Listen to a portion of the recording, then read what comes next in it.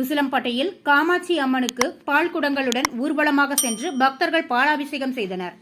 மதுரை மாவட்டம் உசிலம்பட்டி நகராட்சிக்கு உட்பட்ட தேனி மெயின் ரோட்டில் பட்டறை தெருவில் அமைந்துள்ளது காமாட்சி அம்மன் கோவில். வைகாசி திருவிழாவை முன்னிட்டு காமாட்சி அம்மன் கோவில் திருவிழா 3 நாட்கள் நடைபெறுகிறது. இதில் முதல் நாளான இன்று 100க்கும் மேற்பட்ட பக்தர்கள் பால் குடங்களுடன் உசிலம்பட்டி முருகன் கோவிலில் இருந்து புறப்பட்டு தேனி நெடுஞ்சாலை வழியாக சென்று பட்டறை தெருவில் உள்ள காமாட்சி அம்மன் கோவிலுக்கு சென்று அபிஷேகம் செய்தனர்.